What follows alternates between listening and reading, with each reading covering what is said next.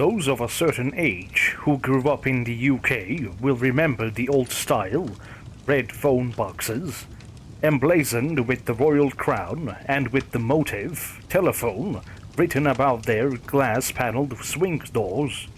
In fact, you've probably seen photographs of these booths, which are regarded as quintessentially British, acting as tourist attractions in London and elsewhere. There aren't many active red booths left these days, as there isn't much call for payphones in general, not in an age where everybody carries a smartphone. Nevertheless, one such booth is central to the story I'm going to tell you, a paranormal event which occurred 25 years ago, while I was still in my teens and going through a particularly traumatic time in my life. I grew up in a small village located in the rural south of England, a quaint but unremarkable hamlet with little to mark it out from hundreds of others dotted across the home counties. We lived in a cramped but cozy bungalow situated in a housing estate on the edge of the village. Across the street from us stood a forest that dated back to Anglo-Saxon times and was inevitably the site of various local legends. The phone booth in question was set just off the pavement and on the forest's edge, facing directly out towards the woods. It was a local landmark of sorts. The area was dimly lit and isolated at night, and so became a convenient place for local teens to meet at the weekends, to smoke, drink and engage in clumsy sexual encounters. I'll admit to frequenting the site myself for those very reasons. At first, I was looking for these cheap thrills, but in time, I went there just to escape from the house, and that's when the strange events began. I can't fully explain what happened all those years ago, but I believe I owe my life to that mysterious phone box and the paranormal entities somehow tied to it. Let me begin by telling you a little bit about my family. Looking back, I'd have to say my early childhood was idyllic. I was the eldest of two, just me and my little sister Alice. Our natural father left when we were both small, and I never did see him again. My mother was our rock, though. She raised us on our own, showing amazing strength and love. Mom worked hard to provide for us, and, although we certainly weren't rich, she made sure me and Alice never went without. I won't claim everything was always rosy. There were fights and hardships, and I could be a stroppy teenager on occasion, bored of life in a small village, and often driving Mom up the wall with my rebellious nature. It's true that you never appreciate your mother and all she does for you. Not until it's too late. Things started to go downhill shortly after my 15th birthday. That's when Jeff came into our lives. I'll never entirely understand why our mom got together with him. Sure, he was handsome and charming, on the surface at least. I suppose she was lonely when he came in and swept her off her feet. I didn't like Jeff from the start. I guess there was a degree of jealousy, and certainly I saw him as a rival for my mother's affections. But still, the man got my hackles up, and I was always suspicious of him. I didn't like the way he spoke down to me and how he looked at Alice, but I knew he would never have tried anything while our mom was around. She would have killed him if he touched either of us. I'm sure our mother would have eventually seen through Jeff and given him the boot, but then she got sick. When you're a kid, you always think your parent is going to be around forever. I certainly took her for granted back then. Mom would have done anything to protect us, and so it's no surprise that she played down her illness, telling Alice and I there was nothing to worry about, and she would be fine. And so, she attended hospital appointments and started chemotherapy treatment, all while trying to carry on as normal, looking after her children like she'd always done. But, as strong as she was, The cancer turned out to be too far along. I'll never forget those last few weeks in the hospital. The shock, anger, and fear I experienced when I realized she wasn't going to make it. Mom told me to stay strong for my sister, and I did try, but it was a terrible time. Every day she got weaker as she lay in the hospital bed, until eventually she couldn't speak, move, or even acknowledge our presence. That was the hardest part for me, to see such a strong and vibrant woman reduced to this, wasting away in front of our very eyes. It was almost a relief when she finally stopped breathing. But of course, that's when the real nightmare began. I can hardly remember the funeral, as my sister and I were almost paralyzed in a grief-fueled haze. Jeff became our legal guardian soon after. I'll never fully understand why this was allowed to happen. I guess it was because there was no one else to take responsibility for us. Our natural father was long gone, and our grandparents lived up north. Jeff was our only option if we wanted to stay in our home. At the time, I wondered why Jeff wanted to keep us. Why didn't he just do a runner after Mom died? I thought he just wanted the council house we lived in, and to perhaps milk the system for whatever child benefits he could claim. It was only later when I realized he had a much more sinister agenda. I remember the first time he hit me. It was only a few weeks after Mom's funeral, but already his whole attitude towards us had changed. For my part, I was still dealing with the grief and was prone to mood swings. Jeff had ordered me to take the rubbish out to the bins, and I talked back. That's all it took to provoke him. I didn't see the punch coming as he hit me hard in the stomach. Jeff was a big guy, and the blow hurt, taking the wind out of me as I bent over in pain, struggling to regain my breath. Afterwards, he coldly warned me against telling anyone what had happened. He said no one would believe me, and, even if they did, the result would be us being taken into care, my sister and I getting sent to separate foster homes. I guess Jeff was a practiced abuser, because he knew how to cover his tracks. The beatings became a semi-regular occurrence, and sadly, I learned to live with them. My biggest fear was that he'd start hitting Alice too, but he acted differently around her. My sister seemed to be his favorite, and I didn't like the way he was around her, how he looked at her, how he touched her. Deep down, I knew he was hurting her when I wasn't around. Alice didn't talk about it to me, but I could see the change in her. She went from being bubbly and outgoing to withdrawn and depressed. Part of it was due to the grief, but there was something else too. I guess I couldn't admit it to myself. The truth was too horrible and sickening to contemplate. As the weeks passed, I spent less and less time in the house, sneaking out at night to hang out on the streets, and my favorite spot to hide was the wooden bench beside the old red phone booth, facing out towards the darkened woods, and that's where my story begins. The evening when I took my first call was unremarkable. It was a Wednesday evening in November, a cold and windy night out on the streets.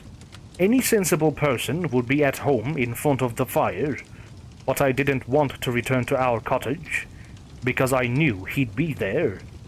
I had a 4-pack of beer cans and a pack of cigarettes I'd managed to buy from the supermarket using a fake ID. The drink and smokes helped take the edge off as I nursed my bruises and lay down on the hard bench, staring up at the stars above while I contemplated my place in what I considered a cruel universe. That's when I was surprised by the sudden ringing of the phone. The sound took me off guard, making me jump up from the bench. I recall staring suspiciously at the phone box, which was illuminated by a small light inside of the booth. I assumed the incoming call would be a wrong number. Initially, I ignored the ringing, as I thought whoever was on the other end would hang up. But this didn't happen. Eventually, I pulled myself up off the bench and sluggishly made my way over to the booth, opening the glass-plated swing door and entering.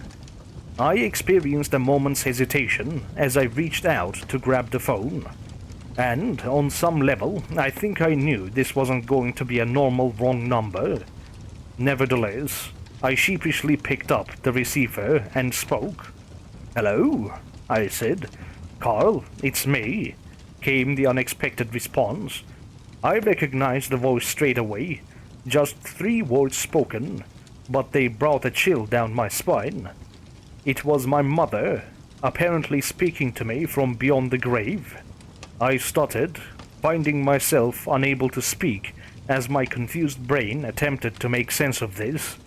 I couldn't find the words to reply, and so she had to prompt me. "Carl, I know it's hard to believe, but it's really me. It's important that we talk." There was something eerie and unsettling about the way she spoke and the tone of her voice.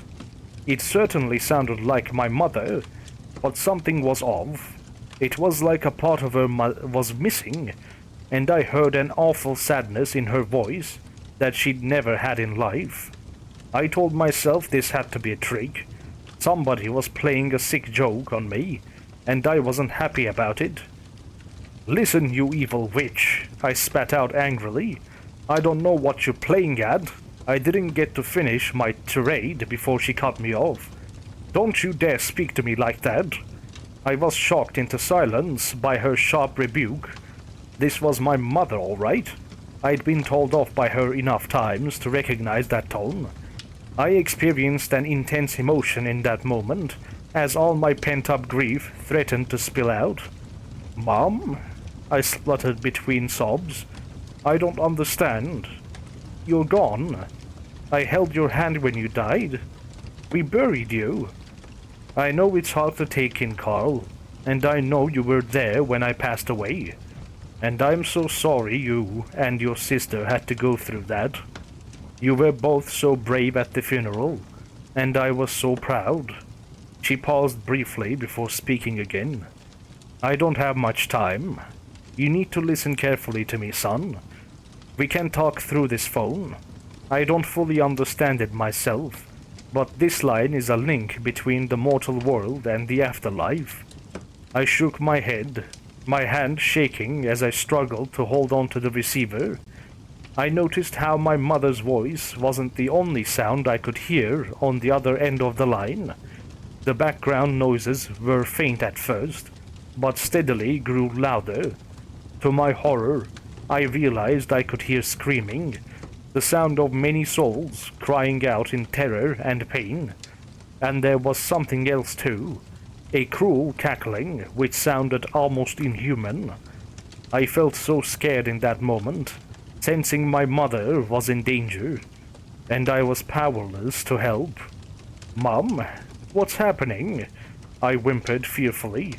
I could hear the anxiety in her voice as she spoke more quickly. "I'm out of time, but we will speak again. Come back to the booth at the same time tomorrow night. But this is important. When we talk, you must stay inside of the booth. Don't step outside or open the door until you've replaced the receiver and ended the call. Do you understand?" I could tell she was serious by the tone of her voice, and it frightened me. For the first time during the conversation, I paid attention to what was happening outside of the booth. As I glanced out onto the street and the darkened woods beyond, I noticed that the road was now cloaked in darkness, as all the streetlights seemed to have gone out. Now, the only illumination came from the dim moonlight. The forest was eerily silent. I couldn't hear any local wildlife or even the rustle of leaves in the wind. But there was something there, behind the tree line. The dark shadow of a creature or person that I couldn't identify. I experienced an almost primal fear as my eyes followed the black shape moving between the trees, edging ever closer to the phone booth I occupied. I had no idea what this creature was, but sensed that it held malicious intent, and I was its target. Somehow, I knew this monster wasn't of our world. I almost dropped the receiver and succumbed to blind panic, but my mother's voice pulled me back. Carl, listen to me now. It can't hurt you as long as you stay inside the booth. The wailing and cackling on her end was much louder now, to the point where my mother needed to shout to be heard over the awful din. Put the phone down now, she said firmly. We will speak again soon. I love you, son. I love you too, Mom, I replied emotionally, before the call abruptly ended, and suddenly it was over. The dark entity had vanished, and the street lights came back on. It took me several minutes to compose myself, and work up the courage to exit the phone booth. When I eventually did, I found nothing was amiss. The street had returned to normal, and there was no evidence that any paranormal event had ever taken place. I wandered home in a daze, relieved to find that Jeff had fallen asleep on the sofa after downing half a bottle of whiskey. I lay on my bed all night, unable to sleep, as I tried to come to terms with what had happened. I wondered whether I was going crazy. I thought about my mom, and feared she was in grave danger. I didn't know what the creature in the woods was, but in my heart, I realized it was something evil. I won't deny that I was very scared, but I knew I would go back to the phone booth the next night. Frankly, I had no other choice. I got to the bench early the next evening, as I impatiently waited for the call. I didn't drink, but did smoke like a chimney in an unsuccessful attempt to calm my nerves. I felt tense enough already, but almost jumped out of my skin when I saw a figure approaching along the dimly lit footpath. It was my sister, Alice, coming down to see me. "What the hell are you doing here?" I shouted out. "Well, it's nice to see you too, brother," she shot back, the hurt evident in her voice. I couldn't help my hostility. This wasn't a safe situation, and I didn't want my sister here.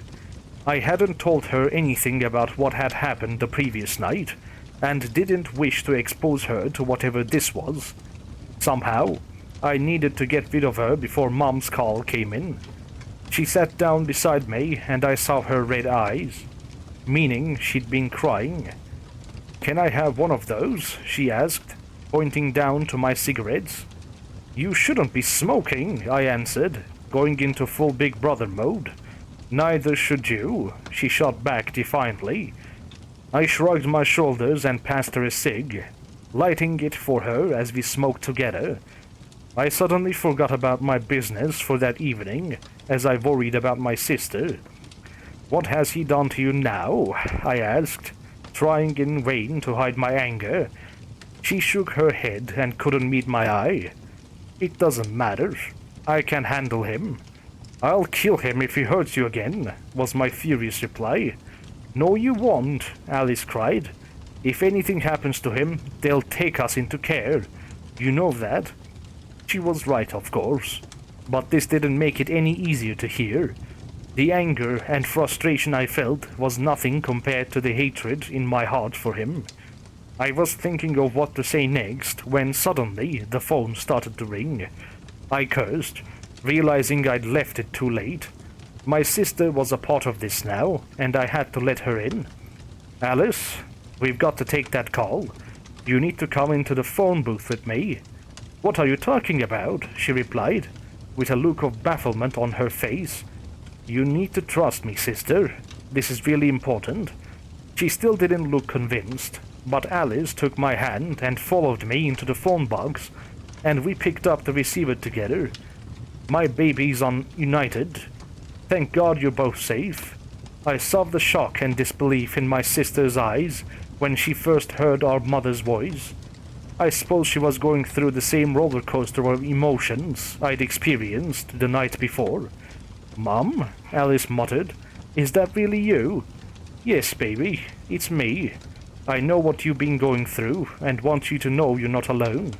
Your brother and I love you very much, and we're going to stop him." I was shocked to hear her say this. Somehow, my dead mother knew Alice was being abused. Was this the reason she'd made contact from the other side? And could she really help us? I had so many questions to ask, but there was no time. I heard my mother scream, and suddenly the line went dead. Both Alice and I shouted down the phone as we feared for our mum and whatever horror she was facing. But as it turned out, we had our own problems. Alice saw it first, and she let out a cry of absolute terror. I looked out and saw what had spooked her. It was the same entity I'd witnessed the night before, the black shadow, standing just beyond the tree line. I couldn't make out its features or see a face in the darkness, but realized the monster was glaring directly at us, poised like a predator ready to pounce. My sister panicked and went for the door, trying to escape from this monstrosity standing before us. Luckily, I remembered what Mom had said and grabbed hold of my sister, holding her tight and keeping her inside the phone box, where I hoped we would be safe. In that moment, I heard a new voice on the other end of the line, a chilling, deep male voice, full of malice and seemingly devoid of humanity. "Greetings, my children. I am sorry to interrupt your conversation with your beloved mother, but alas, she is otherwise engaged." My anger overcome my fear as I shouted down the phone, "Who the hell are you? What have you done to my mom?" The man or creature, or whatever he was, laughed cruelly before replying, Now, young man, your mother is quite fine. For now, at least. She is my guest here, but alas, I cannot guarantee her safety indefinitely. There are many wicked spirits in this realm, and I cannot hold them back forever."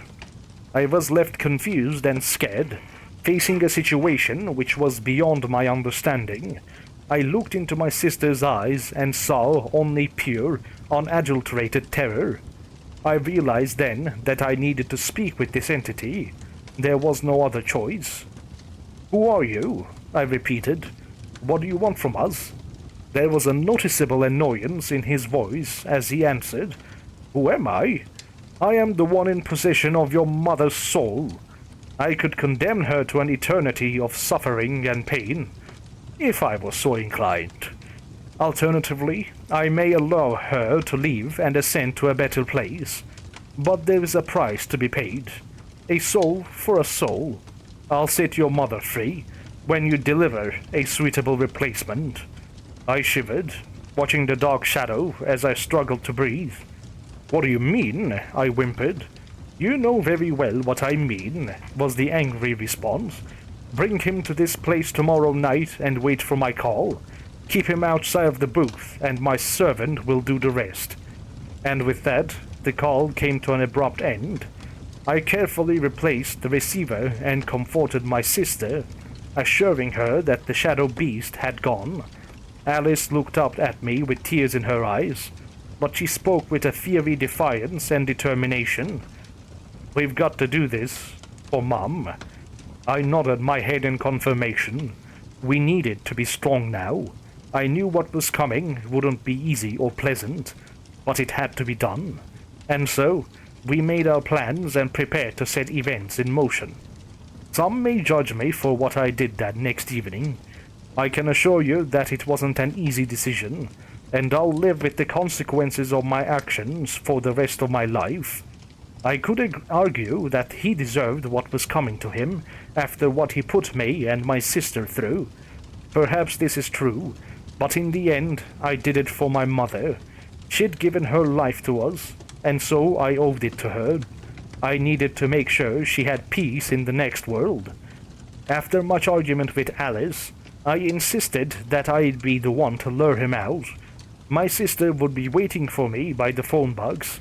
It was a risky plan, and we had to get the timing just right.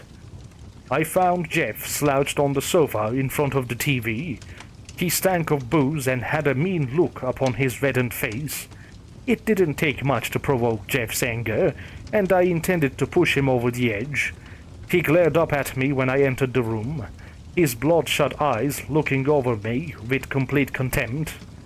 What the hell do you want? He spat out. I shook my head and let it all out. Speaking the truth I'd kept to myself for so long. You know, if Mom hadn't gotten sick, she would have kicked you out. You were never good enough for her. Not even close. I saw the shock on his face as he shot up from his chair. Jeff wasn't used to being spoken to in this way, and I suppose he was surprised that I was finally standing up to him. What did you say to me? He demanded, whilst forming a fist in his right hand. You heard. I shot back defiantly.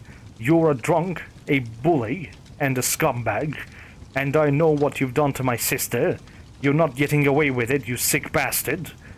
His anger reached boiling point as he stood up from his chair, his huge frame dominating our small living room as he marched towards me, his fists clenched and face filled with pure rage. You little shit, he roared. How dare you speak to me like that, after all I've done for you? I'm going to teach you a lesson you won't forget. This was my cue to run. I sped out of the room and through the front door, tearing down the pavement. Jeff chased after me, stomping across the tarmac like an enraged gorilla as he screamed vile abuse and threats. Thankfully, it wasn't far from our house to the phone booth. I saw Alice there waiting for me, holding the door open while screaming for me to hurry. I reached the phone box just in time, slamming the door shut behind me. Jeff got there a moment later, crying out in bloody fury as he banged his fists against the glass and tried to break in. I used all my strength to hold the door shut, but I knew I couldn't keep him out for long. But in that moment, the phone began ringing, and I experienced a surge of adrenaline. Alice grabbed hold of the receiver, holding it up to my ear. I heard the entity's deep voice as he spoke just 4 words. Well done, my children. In an instant, Jeff stopped banging on the door and stepped back. I don't know what he sensed or saw, but the expression on his face was one of pure terror. And then we saw it. The dark shadow moving out from behind the trees, creeping forwards and towards its prey. I still have difficulty in explaining what exactly this beast was. The best way I can describe it would be a shadow in the shape of a man, a darkness which had somehow taken physical form. Jeff froze when he saw it. He didn't try to run or fight. I don't know whether he was paralyzed by terror or held by some kind of black magic. In any case, I doubt there was anything he could have done against this all-powerful supernatural entity. It's not easy to explain what happened next. The shadow didn't as much strike Jeff as it absorbed him, the darkness swallowing him up as if it were physically removing his soul from his body. He emitted a blood-curdling cry, and I turned away, holding Alice tightly as we closed our eyes and tried to block out the horrifying screams. Mercifully, the attack was soon over. I sheepishly looked up to see Jeff's lifeless body lying on the pavement, and watched as the shadow moved away, its dark appetite apparently satisfied as it returned to its own realm. Then I heard the beast's master speaking down the phone, and he said this: "He is mine now." There followed a brief pause before I heard a man screaming in the background, crying out in agony as he pleaded for his very soul. "Please, please God, somebody please help me." It was Jeff, and he was scared.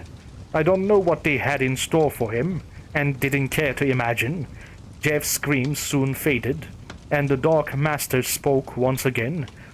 "The debt has been paid, and I will keep my word. Your mother shall be set free." I don't know what came over me in that moment, but I couldn't leave it like this. "I want to speak with her," I demanded. There was a tense pause on the other end of the line, and for a terrible moment I thought I'd gone too far, possibly jeopardizing our deal. But finally, he replied, "As you wish."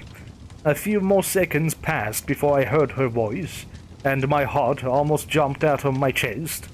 "Carl? Alice?" "We're both here, Mum," I answered tearfully, whilst holding up the receiver so Alice could hear. "I'm sorry you had to go through this, my babies, but I'm so proud of you both. I wanted to protect my children, but in the end, you two saved me. Don't leave us, Mum. We need you," Alice pleaded. "I have to, darling. There's no other way. I miss you both so much, and we will meet again one day. But you need to live your lives and be happy. Just remember that your mother loves you and will always watch over you." There was so much more that I wanted to say, but we ran out of time. As the call came to a sudden end, and we were left listening to an ominous dial tone, our one link to the afterlife now broken. The following hours and days were chaotic and emotional, but we got through them. The police asked us some questions about Jeff's death, but nothing we couldn't handle. The official cause of death was listed as a heart attack. Jeff was a middle-aged man, overweight and a heavy drinker. There were no wounds on his body, and so nobody suspected foul play. We did get placed in care for a short time, but ultimately my sister and I went to live with our grandparents up north. I'm not going to claim the next few years were easy, but we survived. What we'd been through together brought Alice and I closer. Now we're adults and living our best lives, just like our mother ordered. We rarely speak about the bizarre events of those 3 consecutive nights back in the late 90s, although we do often share memories of our late mother, recalling the good times.